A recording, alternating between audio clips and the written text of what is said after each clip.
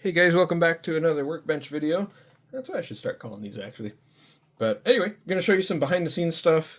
You've probably seen this in the background on some of the videos of the layout. This is the locomotive repair facility or car shop. Both work. I usually park locomotives in here because it keeps dust off. I've had this for a while. I built this a long time ago on the old layout, and it's one of the bigger structures I have from moving and setting up the new layout. And unfortunately, it did not move very well. And so I'm going to finally make it through it, do some repairs, do some fixes to the lighting that's on the inside, and just kind of generally to give it a good look over, do a handful of extra details on the inside before we put it back on the layout, hook it up to track power, and get it functional again for us so that we can actually use it to store locomotives. Right, I'm going to try and do my best to do some of this work from this angle so you can see it a little bit better just because of how big this is. You can see I have a helper here today that's helping you as well. So a couple things. This is a larger building. It has two cranes in it, which you see sitting right here. This is the smaller crane setup. This is the one that goes in the back part of this building. Goes this way and has some separate movable pieces. This one actually came out okay, so there's nothing that I need to do to that. We're just going to set that over to the side. And then it has the larger crane here, which unfortunately did not come out quite as well. And you can see, sorry for my arm being in the way, you can see that here. And so this is the larger crane, goes in this half of the building, and the control stand for it is right here. So we got to re-glue those. We're going to probably do that quick first.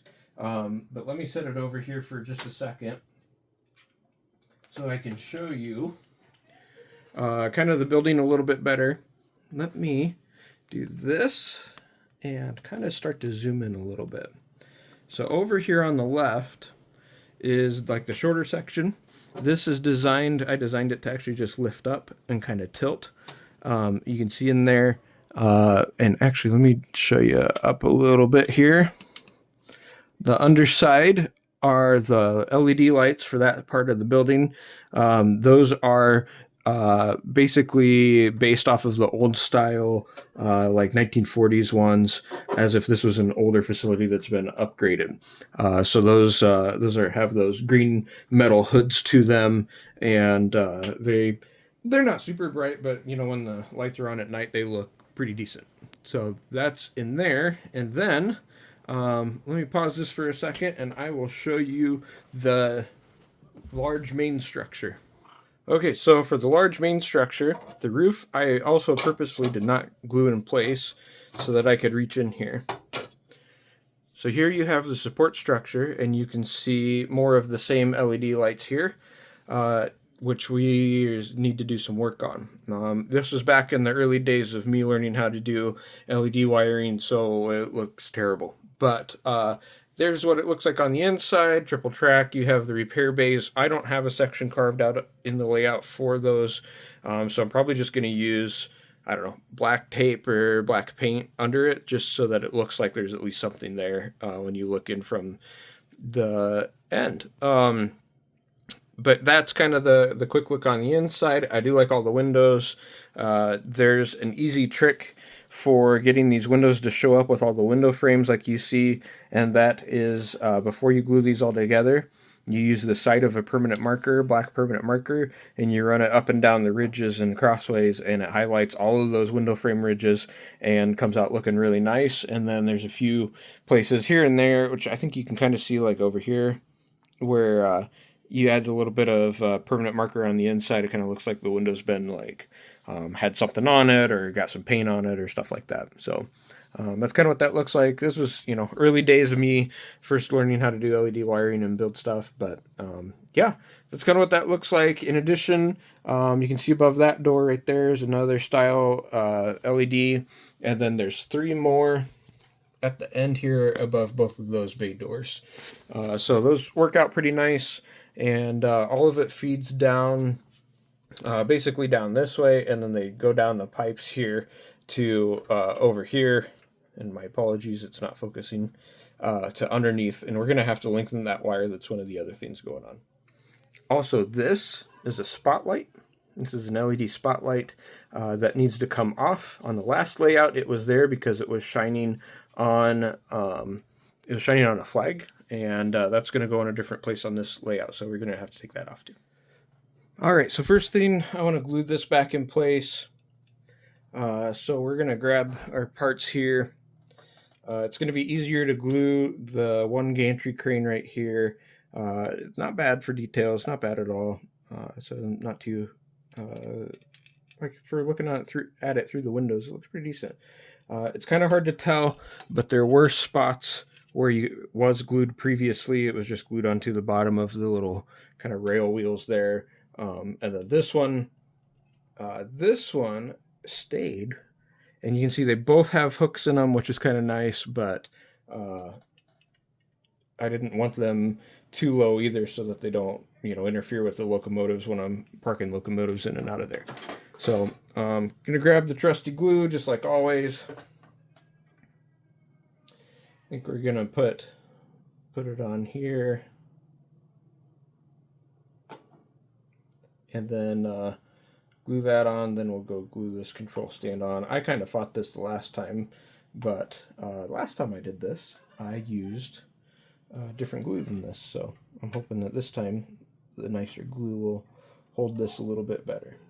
So there that goes. Apply a little pressure.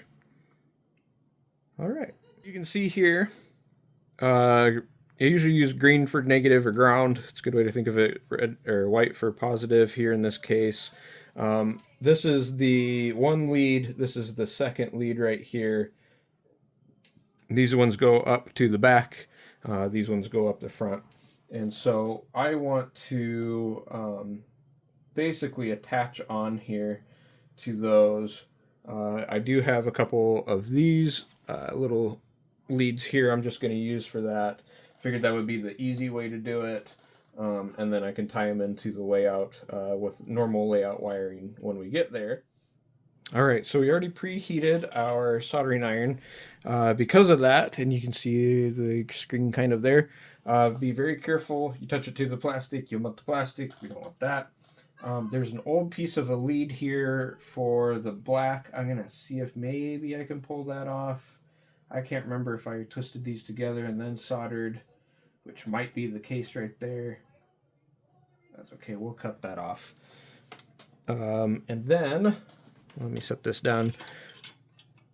We're gonna probably end up tinning those at some point anyway. Here, let me cut the old lead off. There we go. All right. So here's some flux.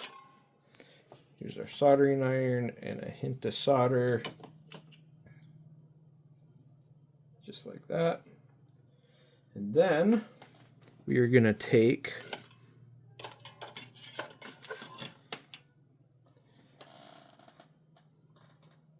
and I'm going to kind of twist these a little bit together, twist this around just enough that hopefully it holds so that I can hit it with the soldering iron and actually fuse them together. Yeah, that ought to be good. There you go. So you can see there's a little bit of a twist there. And actually here, let me do this and zoom in for you. It might help a little bit. My apologies for the shakiness as I try to move this.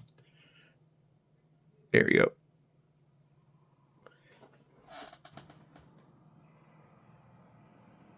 Remember, your wires conduct heat, so I would recommend using a pair of larger tweezers or something like that to hold them. I use these, and that way you can grip the reverse ones, so it always grips like this, and then it has the wood, so the heat transfer won't go through to your fingers right there. Shouldn't be holding it too long that there's going to be that much of an issue anyways, but you never know. All right, and then since that's like that, we're gonna take some shrink tubing. Oh man, fit it on over the wire, which I didn't twist very well, just to help protect against any shorts here. And I think my piece of shrink tubing is too little. It is. Let me find a bigger piece and I'll show you that here in just a second. Okay, there you go. This is a little bit bigger piece of shrink tubing. So you're going to fit that on over like this, and then there's multiple ways you can heat that to shrink it. One is use this part of the soldering iron like this, and you just kind of rub it. It works. Another is a lighter or a torch. That's kind of up to you. A near plastic that melts really easy, I probably wouldn't recommend that. This one seems to be the safer method. And you can see how that's starting to take that form. Use just the edge of the tip right there, but don't use the actual tip. You can risk causing your tip not to hold solder. Now that the leads are done underneath, I have sitting next to me, let me turn the soldering iron off, clean it a little, there you go. Sitting next to me I have a 9-volt battery pack right here, and I use this when I'm testing pretty much everything. So what we're going to do is just kind of quick attach it to the wires, just basically twist them together is what we're going to do, and use that to temporarily power our lighting in the building so that we can see what's broken, what's lighting, what isn't, stuff like that. And we'll tilt the building back over and I'll kill a couple of these lights to show you what it looks like. All right, lights are off. Here's what the LED lighting looks like on the inside. You can see as I move my hand that the 6 in here seem to be lit up okay. We look under. There's one that's not, so we're going to have to look at that. Figure out what's going on with that one right there. And that could just be a bad... Oh, no, it is. Sorry. It was tilted away. All right, so that's good. This one, let's see what we have over here. Yep, that one's lit up. And let's look around at the front. Here's our spotlights that I'm going to take off. We have 1, 2, and 3 lit up there. So that actually makes me happy. I thought that we had a bigger problem there. So now we just need to remove the spotlight. We'll use that elsewhere. You can see how much of a spotlight that actually is. It's very bright. Okay, that actually came off easier than I thought because I literally just had these wrapped around. I don't know if you can see that very well. I had them wrapped around the positive and negative leads that are in here. So easy for me, I guess. Easy fix.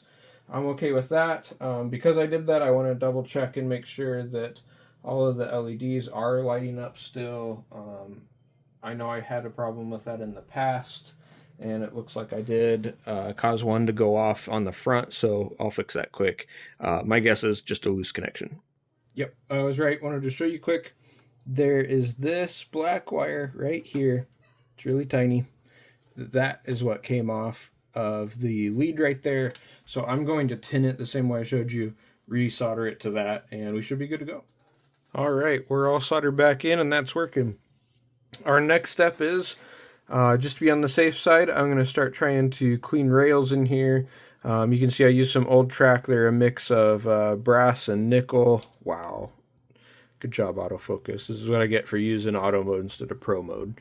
Anyway, so I'm going to clean rails quick, and then I have a yellow paint pen. I think I'm going to just kind of by freehand put some safety lines in there, stuff like that, and I'll show you what that looks like afterwards because it's going to be hard to do steadily while I also try and hold the camera or hold the pen.